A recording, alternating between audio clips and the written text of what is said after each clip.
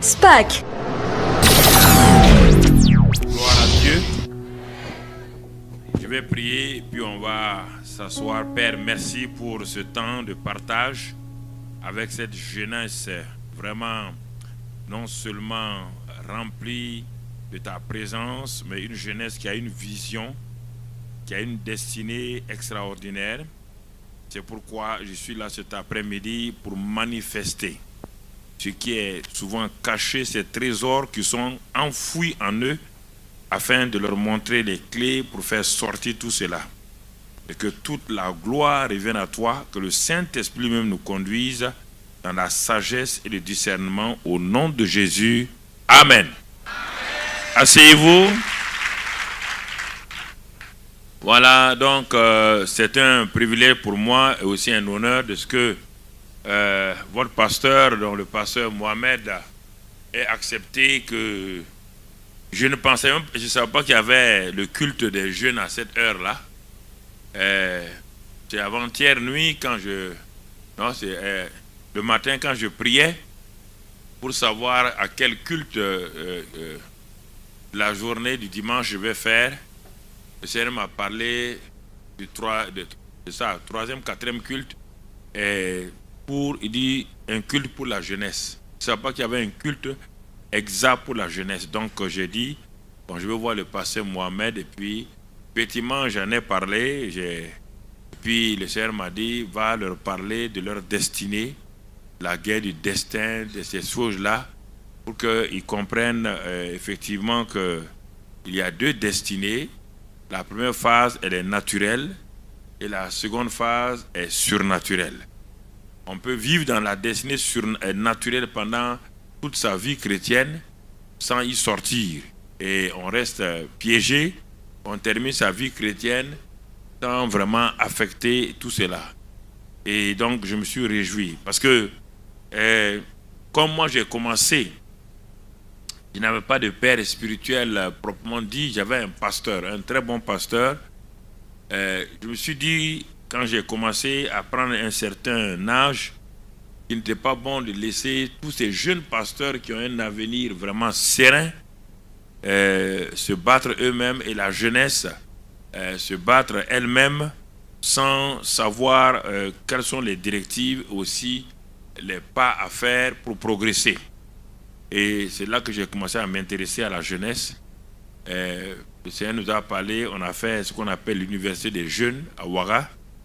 Chaque année, au mois d'août, on a l'université des jeunes qui rassemble 3000 à 4000 jeunes qui viennent de partout, où nous enseignons l'université des jeunes. Nous leur enseignons le spirituel, l'entrepreneuriat, nous leur enseignons beaucoup de choses qui permettent à ces jeunes-là d'être étoffés, de se mettre en branle. Nous invitons des hommes d'affaires chrétiens, jeunes, ou des gens de l'autorité, que ce soit des ministres ou quoi, chrétiens ou chrétiennes, qui viennent leur parler de leurs témoignages, des banquiers, des gens du système des Nations Unies qui ont vraiment eu de l'envergure sur le plan international et qui sont chrétiens. Moi-même, je leur enseigne effectivement l'esprit de leadership. Et avec ça, cette combinaison donc du spirituel, de l'entrepreneuriat, et ça moule ces jeunes gens et ça leur permet d'aller de l'avant. Et c'est pourquoi chaque fois que je voyage, je fais tout pour que j'ai un soir avec les jeunes pour m'entretenir. C'est pourquoi je m'assois. Non pas que je ne peux pas prêcher de dévotion, ce n'est pas une prédication. C'est un partage de ce que, pas que j'ai vécu entièrement, de ce que je vois dans le monde, de ce que Dieu m'a donné de vivre, mais aussi des choses que j'ai vues avec les gens au niveau international, toutes ces personnalités dont on parle, dont on ne sait pas d'où ils viennent, quelle est leur marque.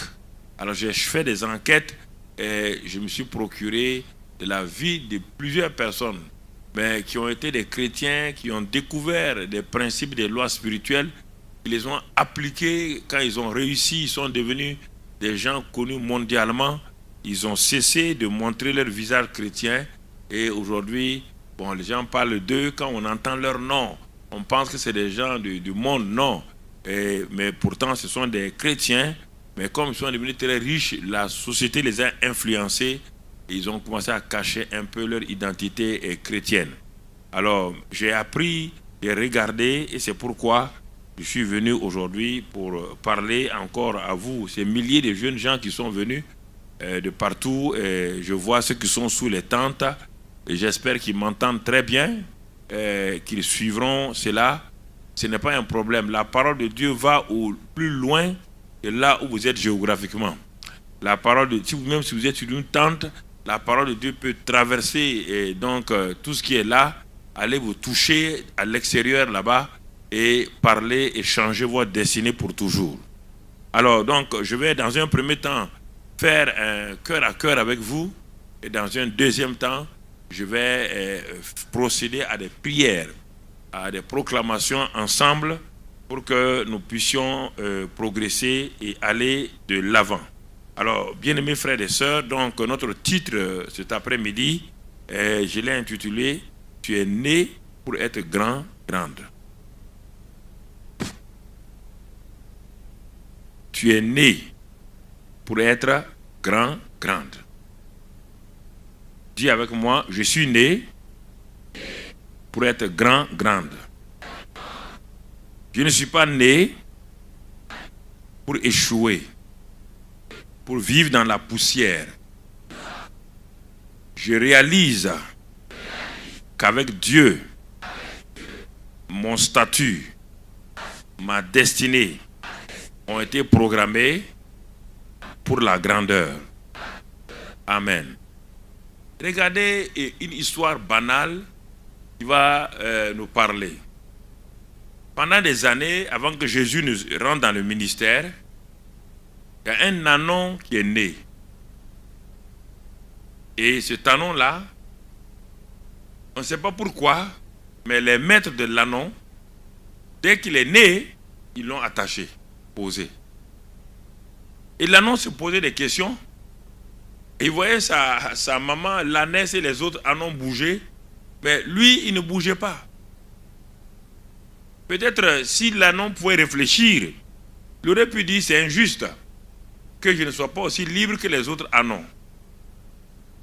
Et pendant des mois, ou disons, maintenant que Jésus allait entrer à Jérusalem, la Bible avait annoncé qu'il devait rentrer de façon triomphale. Et s'il devait rentrer de façon triomphale, il devait rentrer, donc à l'époque, la Mercedes-Benz, c'était l'ânon. Mon ami. Jésus dit, envoie ses apôtres dire, la ville qui est devant nous là, je vais rentrer à Jérusalem triomphalement. Mais je dois rentrer sous le dos de l'ânon, comme la Bible l'annonce dans l'Ancien Testament. Et au son des proclamants Hosanna au Fils de Dieu. Il y a un ânon qui est là-bas. Personne, depuis qu'il est venu sur la terre, personne ne s'est jamais assis sur cet ânon-là. Cet ânon-là, le ciel l'a réservé uniquement pour la grandeur. Et tu comprends? Si Dieu s'intéresse à un ânon, et cet ânon croyait qu'il n'avait pas de destinée, quand il voyait les autres ânons sauter, aller à gauche, à droite, il devait avoir une jalousie animale en lui. Je ne sais pas si les animaux sont jaloux, en tout cas, il devait avoir une jalousie. Il se disait, mais pourquoi les autres sont libres? Mais il se disait, mais quand est-ce que, pourquoi on me fait cela, l'injustice? Mais le jour est venu où, quand on est venu détacher l'ânon, les maîtres de l'ânon ont demandé, mais pourquoi vous le détachez? Et les apôtres ont dit, le Seigneur en a besoin. Ta destinée va changer en un clin d'œil. En ce moment, les autres ânons qui avaient servi des maîtres, qui avaient servi des hauts fonctionnaires, qui avaient servi des militaires, ces ânons qui pensaient qu'ils étaient bien, brusquement ce ânon-là va entrer dans sa destinée royale. On met des habits sur lui, Jésus monte. Et quand Jésus rentre à Jérusalem, les gens ont cassé donc les branches et les gens disaient Hosanna, les gens chantaient, les gens proclamaient, les gens ont jeté leurs habits, ils ont mis des branches des choses sur la route. Mais en même temps, quand on ovationnait, on exaltait, on célébrait Jésus, notre anon disait c'est moi, voilà, j'ai droit aujourd'hui à l'honneur. Oui ou non? On ne peut pas séparer Jésus de son anon. Alors, je dis ce soir-là, je vois quelqu'un ici dont la vie était bloquée. Mais à partir de ce soir, tu es libéré au nom de Jésus. Tu vas entrer dans ta grandeur au nom de Jésus. Brusquement, le monde te découvrira et le monde te célébrera. Le monde va te célébrer au nom de Jésus.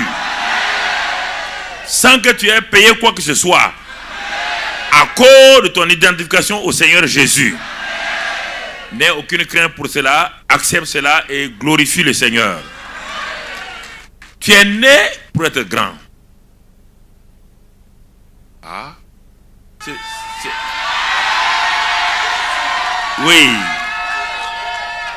Moi, je suis né pour être grand. Est-ce que pasteur, tu sais où je suis né?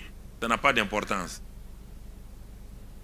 Ton lieu de naissance ne détermine pas ta destinée. Non. Ton lieu de naissance ne détermine pas. Fais attention.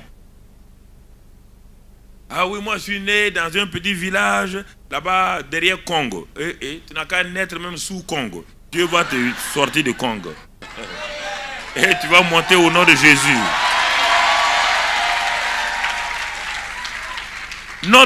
Écoutez, et quand nous ne comprenons pas la guerre de la destinée, la guerre du destin, il y a des cris que nous poussons. Et le premier cri que tout homme pousse en venant sur cette terre-là, en étant manifesté, parce que c'est créé et formé est différent. Adam et Ève ont été créés dans Genèse 1. Mais on ne les voit pas. Ils sont créés à l'image de Dieu. Mais dans Genèse 2, pour que ces créatures-là soient rendues visibles, à la fin, donc, le Seigneur dit qu'il forma. Il va prendre maintenant, ce n'est pas le mot créer, il forma Adam de la poussière de la terre pour le rendre visible aux yeux de son environnement. Dans l'éternité, Dieu te connaissait. On va le voir ce soir. Dieu t'a manifesté en te faisant naître dans une famille, appelée une famille, je ne sais pas moi, Kwadio, Kwame, une famille Traoré, une famille. Il t'a fait naître là-bas. Mais écoute-moi, le jour où tu es né là, la science médicale dit, quand un enfant naît et l'enfant ne crie pas, ça veut dire que l'enfant n'est pas vivant. Oui, scientifiquement c'est valable. Mais en réalité, sur le plan spirituel, dès que tu es né dans ce monde-là, tu es né dans une atmosphère de guerre. Et c'est pourquoi tu pousses un cri de guerre. C'est le cri de la guerre de la destinée. Tout enfant qui naît sur cette terre-là, sait qu'il est né dans un environnement de guerre, de destin. Et l'enfant pousse le cri de victoire. Et les médecins disent que c'est le cri de la vie. C'est la même chose. Biologiquement, mais spirituellement, tu as crié le cri de la victoire. Et tu as dit au monde là, écoutez-moi, regardez-moi, je suis né pour être grand. Mais maintenant, ce cri que tu as poussé, qu'est-ce qui va se passer? Les gens tes propres parents vont faire l'erreur pour que tu ne continues plus à pousser ce cri-là. Toi, si ta mère était une femme assez fermée, elle va te dire, ma fille, il ne faut pas être comme ça. Attention, tu es né dans une famille pauvre. Et on est en train de faire quoi? De taire le cri que tu as poussé, la victoire là. Et à l'école, les maîtres vont dire, toi-même tu ne vaux rien. Tes camarades vont dire, quelle est cette fille-là? Donc on est en train de faire quoi? Le cri de guerre que tu as poussé là, ton environnement naturel va l'étouffer tout doucement jusqu'au jour où tu vas terminer et tu ne pousses plus le cri et tu as peur. La culpabilité te saisit, le complexe d'infériorité te saisit et la timidité vient s'ajouter. Pourquoi? Pour enterrer. Parce que l'ennemi sait que si tu continues à pousser ce cri du destin là, tu vas avoir la victoire. Et c'est ce problème naturel là. Et tout de suite, Comme la plupart des gens ne sont pas chrétiens, même ceux qui sont chrétiens ne savent pas qu'effectivement il y a une guerre du destin, ils vont commencer à te dire, bon, on voit que toi tu as la capacité pour être médecin. Donc on va orienter dans la destinée naturelle, tu vas être un médecin. Mais quand Dieu te regarde, Dieu dit c'est bien, il est devenu un médecin. Mais il y a une insatisfaction qui est en toi. Tu es devenu un grand ingénieur. Il y a une insatisfaction en toi. Je n'ai pas dit c'est pas bien, c'est très bien. Mais je te dis que rapidement, les hommes te mettent dans leur carcan de leur destinée. On te forge donc une destinée. Et alors, quand tu avances, tu as un problème. Regardons maintenant dans Genèse 25, verset 21. Genèse 25, c'est ça, le verset, j'ai noté le verset 21 à 23. Genèse 25, verset 25, 21 à 23. On va voir une situation ici dans ce passage. Verset 21 à 23. Et il est écrit ceci. Isaac implora l'Éternel pour sa femme, car elle était stérile, et l'Éternel l'exauça. Donc Rebecca, sa femme, était stérile. Et quand le mari a prié, Dieu l'exauça. Rebecca, sa femme, devint enceinte. Les enfants, c'était des jumeaux. Les enfants se heurtaient dans son sein. Et elle dit, s'il en est ainsi, pourquoi suis-je enceinte? Et elle alla consulter l'Éternel. Écoutez maintenant. Voici une femme qui a un choix de Dieu. Elle était stérile. Son mari a commencé à prier à l'âge de 40 ans pour sa femme. Et sa femme a conçu, et c'était des jumeaux.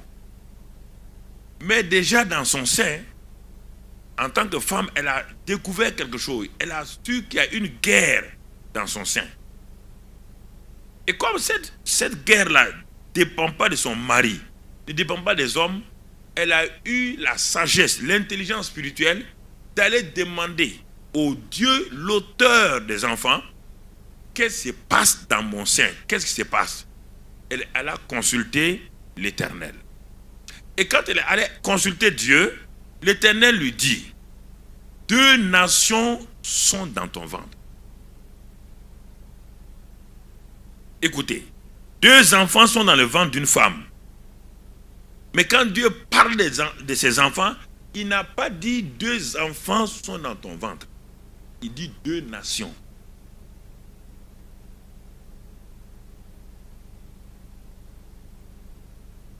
Il y a des choses que vous devez découvrir. Ça n'a rien à voir d'abord avec le christianisme. Dieu dit, il dit, Madame Rebecca, il y a 2 nations qui sortent de ton propre ventre là, ton ventre là. Tu es une femme à partir de laquelle 2 nations vont être établies sur la terre. Quelle grandeur! 2 nations. Et il dit ici maintenant, il va continuer, et 2 peuples se sépareront au sortir de tes entrailles. 2 nations, 2 peuples.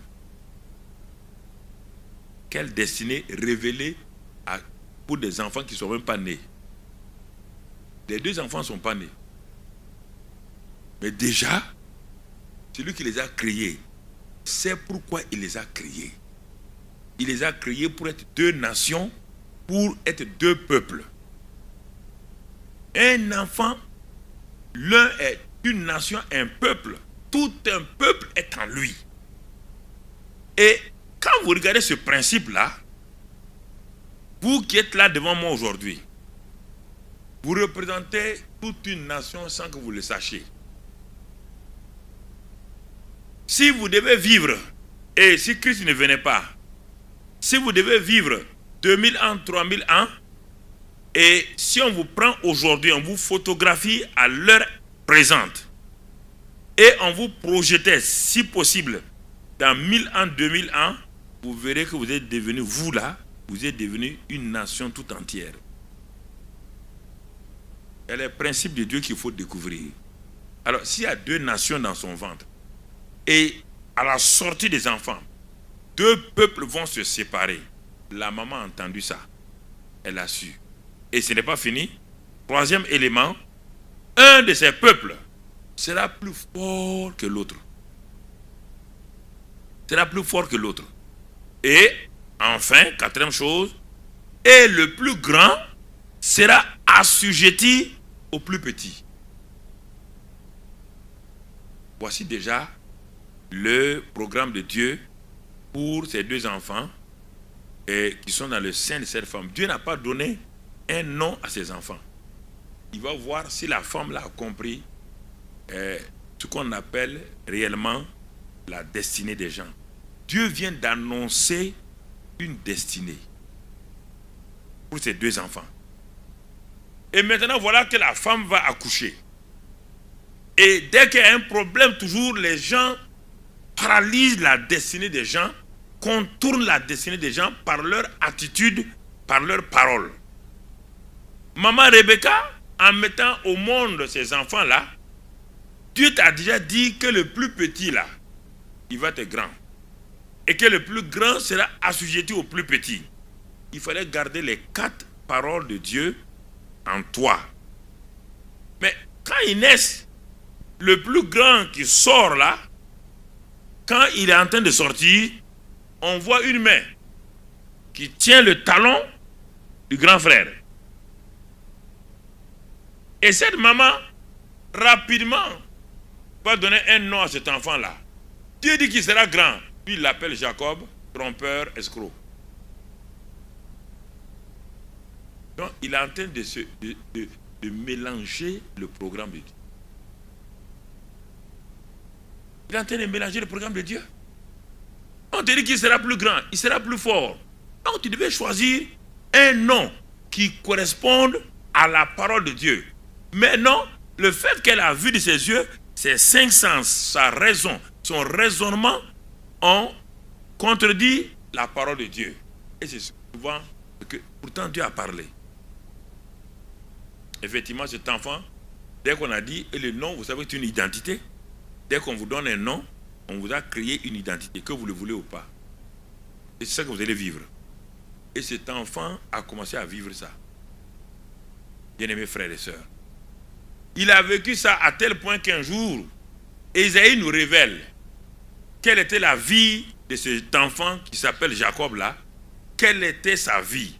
Ésaïe, plus 2000 ans plus tard, par la révélation de Dieu, nous montre comment vivait ce David et ce Jacob là dans Ésaïe 40, verset 27. Ésaïe 40, verset 27. Dans ce passage là, il dit, pourquoi dis-tu Jacob? Dieu demande à Jacob. Pourquoi dis-tu Jacob?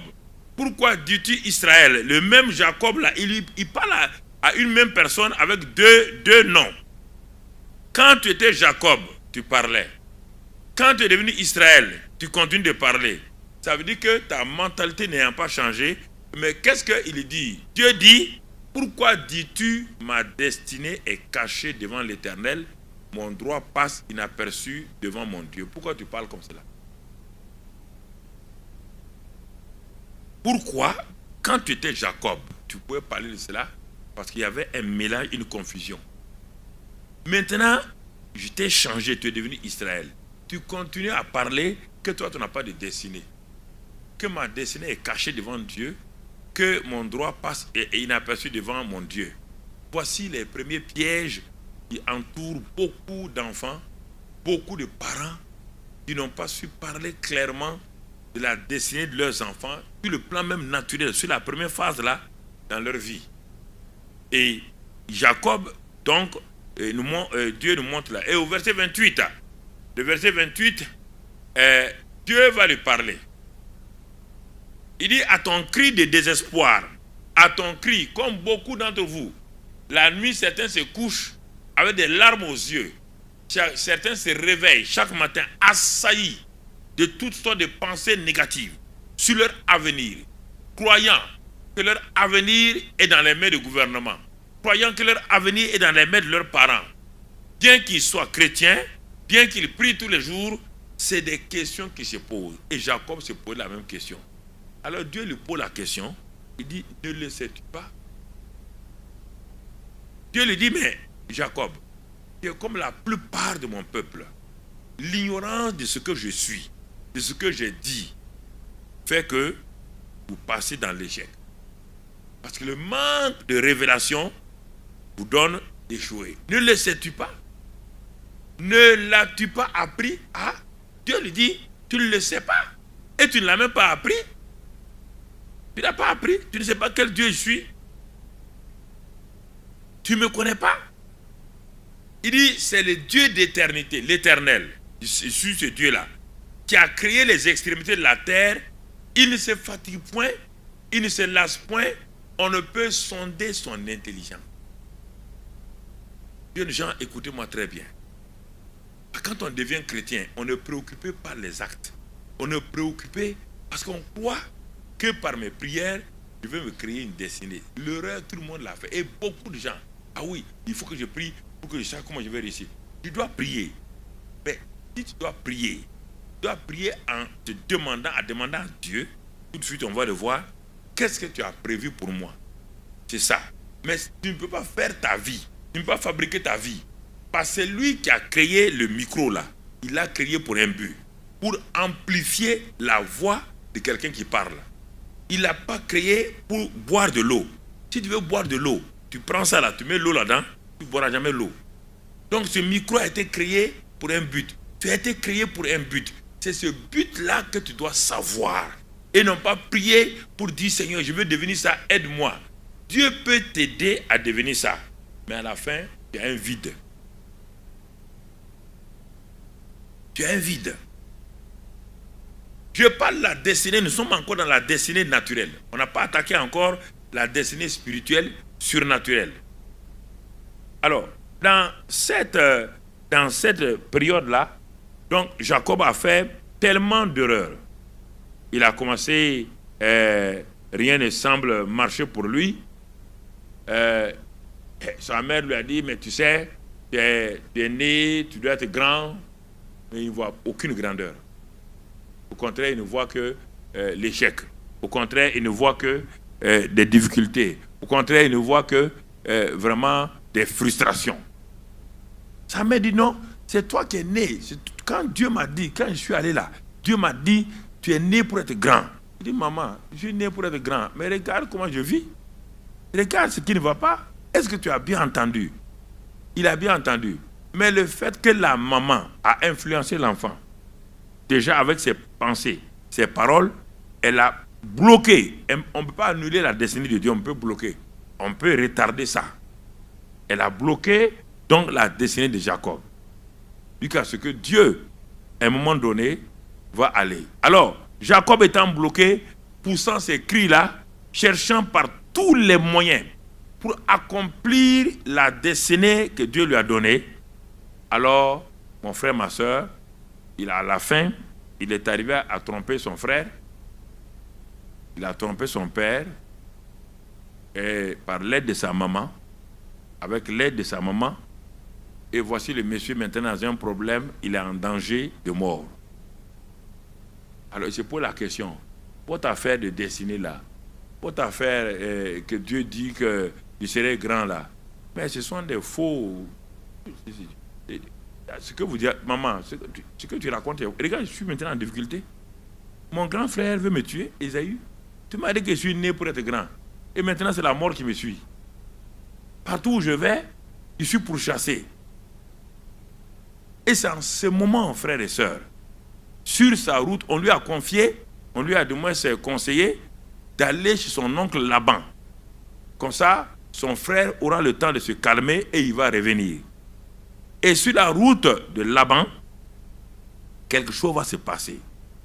La première rencontre spirituelle, la première rencontre que cet homme qui est appelé à être une grande nation, depuis sa naissance jusque dans l'éternité, à être une grande nation, à être le père des patriarches, c'est la première fois que ce jeune homme-là va faire une expérience avec Dieu.